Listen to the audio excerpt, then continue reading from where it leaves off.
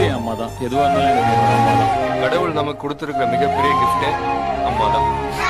நம்ம இங்கே யோசிக்கிறத அம்மா இங்கே யோசிக்கிறோம். முறை என்ன பாரம்மா, கடவுளின் கண்கள் நீ அம்மா, காவலில் உன் போலேதம்மா, உன் போலம்மா யாரம்மா, உன் விரல்களை பிடித்திடும் போது கிடைக்குதே பிரபஞ்சமே, தாயே உன் மடியில் இருந்தால் போதும் அம்மா.